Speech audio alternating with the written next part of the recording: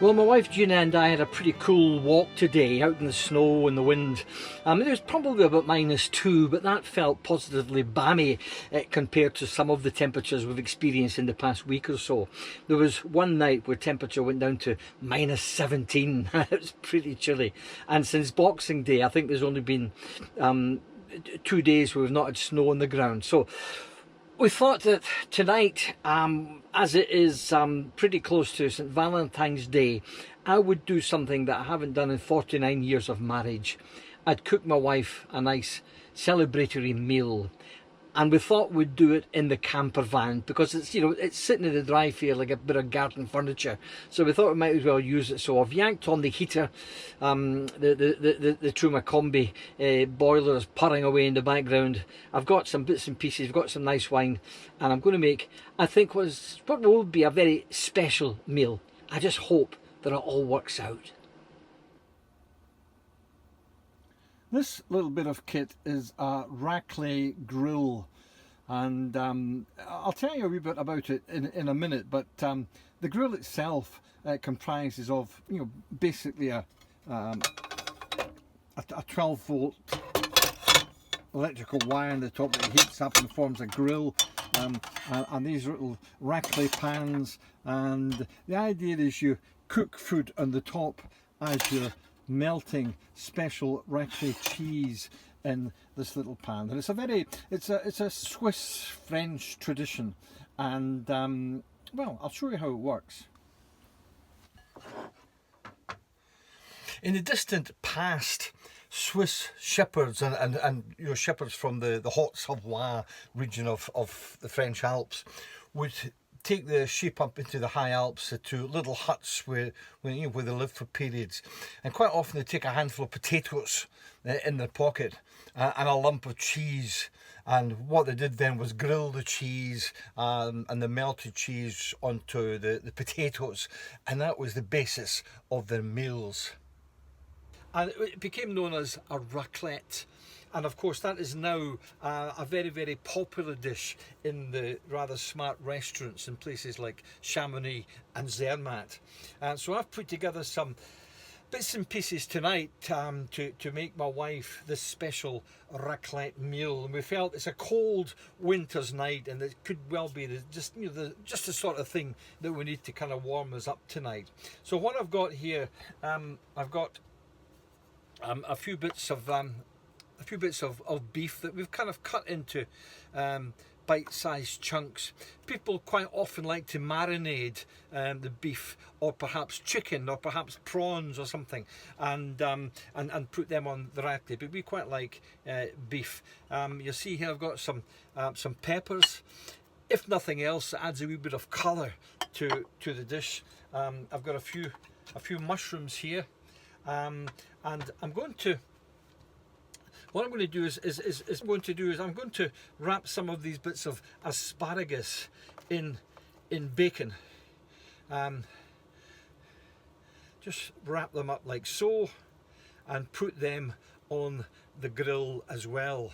So the idea is that you toast your bit of cheese and the little raclette plate with maybe 2 or 3 potatoes, and you put that under the grill, and as that's cooking on top of the grill, your beef or chicken or whatever, and your mushrooms and vegetables are all cooking as well. So it's a very informal way of eating.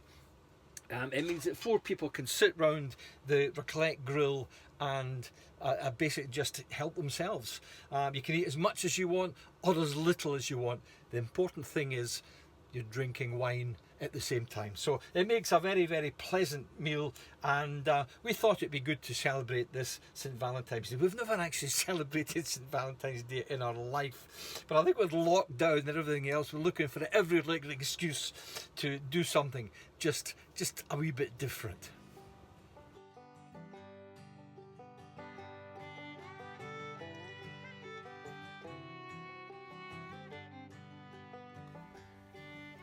We first came across raclette when we had walked the Walker's Hot route between Chamonix and Zermatt, and I think we had a meal in Zermatt, if I remember rightly. We most certainly did in Zermatt at the end of the trip. But I think the most memorable meal we had on that particular trip was in a place called Tash, just below Zermatt.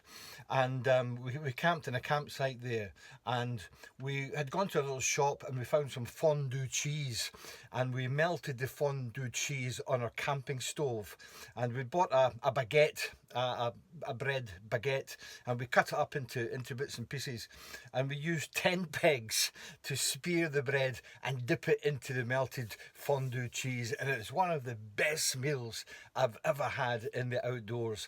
And of course it was flavoured with the anticipation of the next day walking up to Zermatt and seeing that most wonderful of Alpine mountains, the Matterhorn. This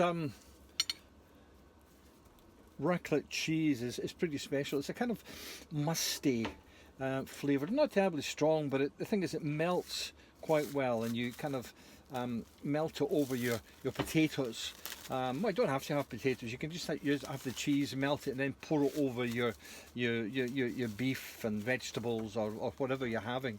It seems to me the biggest problem is actually getting into it, but it is mind-numbingly expensive. This little bit here was about £6, I think. So it's not cheap, and it makes me wonder how the poor peasant shepherds of Zermatt and Chamonix could actually afford this damn stuff. But anyway, we've got some, and it is a special occasion, and we reckon about this is about 400 grams, so about 200 grams per person probably would work quite well. So let me just start to cut this into kind of portions to put on our little raclette trays. Well, I'm not doing that very well, am I? Anyway, here we are. Maybe I need a sharper knife. This is a knife that comes in a set I've had for some time. It's a Primus, the camping stove people, a Primus kitchen set, and I've always had it in the campervan. I always tend to use it. It's good, and there's little wooden spatulas and stuff which I quite like to cook with. So we're getting through this. So the idea is you get your little tray and a couple of potatoes on, and put the cheese on the top, put it under the grill and melt it, and Bob's your uncle, apparently.